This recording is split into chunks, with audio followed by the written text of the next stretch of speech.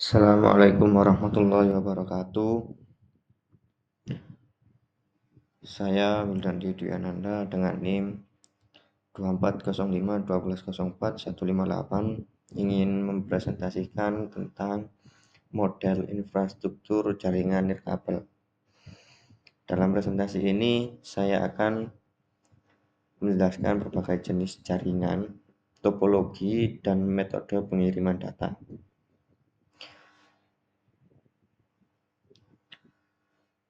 Jaringan komputer dan sistem terdistribusi. Jaringan komputer terpusat yaitu sekumpulan komputer dan peralatan yang saling terhubung untuk berbagai data, perangkat keras, dan sumber daya lainnya.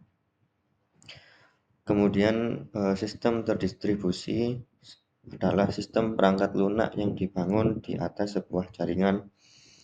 Perbedaan utamanya terletak pada perangkat lunak, yaitu sistem operasi yang mengolah sumber daya secara transparan di seluruh jaringan. Jika kita lihat ilustrasi di slide berikutnya, jaringan terpusat memiliki semua koneksi yang mengaruh ke satu server pusat, sedangkan jaringan terdistribusi memiliki beberapa server yang saling terhubung, memungkinkan komunikasi yang lebih fleksibel dan terdesentralisasi. Kemudian pembagian jaringan berdasarkan cakupan. Yang pertama yaitu ada PAN, yaitu Personal Area Network. Jaringan ini mencakup area yang sangat kecil, seperti yang digunakan oleh Bluetooth atau AirDA.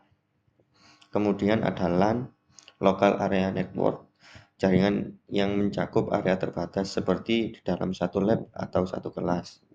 Kemudian ada MAN atau Metropolitan Area Network, jaringan yang mencakup suatu kota atau wilayah seperti jaringan antar bank dalam satu kota. Kemudian ada WAN atau Wide Area Network, yaitu jaringan yang paling luas bahkan mendunia, dengan contoh paling umum adalah internet.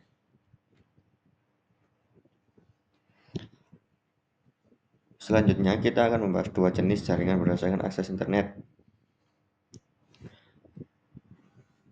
Yang pertama, internet adalah jaringan komputer global yang dapat diakses oleh publik di seluruh dunia. Jaringan ini terdiri dari jutaan jaringan yang paling terhubung dan menggunakan protokol standar yang sama, yaitu TCP atau IP. Fungsinya yaitu menyediakan akses ke informasi global, email, browsing, web, dan layanan online lainnya. Kemudian internet di sisi lain adalah jaringan privat yang dirancang hanya untuk penggunaan internal suatu organisasi. Internet juga menggunakan teknologi internet seperti TCP atau IP dan HTTP. Tetapi aksesnya terbatas hanya untuk karyawan atau anggota yang berwenang. Fungsinya adalah untuk berbagi informasi internal, kolaborasi proyek, dan akses ke aplikasi internal secara aman.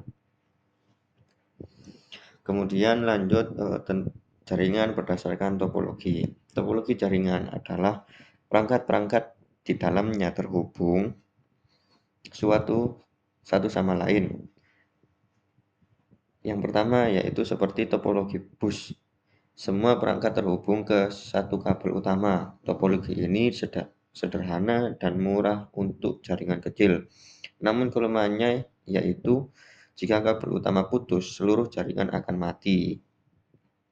Kemudian topologi ring, yaitu setiap perangkat terhubung ke dua perangkat lainnya membentuk cincin. Data mengalir dalam satu atau dua arah. Kelebihannya adalah performa yang baik di bawah lalu lintas tinggi dan tidak ada tabrakan data. Namun, satu koneksi yang putus bisa mengganggu seluruh jaringan. Kemudian topologi star. Semua perangkat terhubung ke satu titik pusat seperti hub atau switch. Topologi ini sangat fleksibel dan Masalah pada satu perangkat atau kabel tidak akan memengaruhi yang lain. Namun, jika hub atau switch pusat gagal, seluruh jaringan akan mati. Kemudian topologi mesh yaitu perangkat terhubung langsung ke setiap perangkat lainnya. Topologi ini sangat aman dan memiliki toleransi kesalahan yang tinggi karena ada jalur cadangan jika satu jalur putus. Kekurangannya adalah sangat rumit dan mahal untuk diimplementasikan karena membutuhkan banyak kabel. Kemudian mode jaringan nirkabel ada ad hoc. Dalam mode ini perangkat terhubung langsung satu sama lain tanpa perantara seperti access point. Mode ini murah dan mudah dibuat, tetapi performanya menurun dengan banyak pengguna dan keamanannya rendah.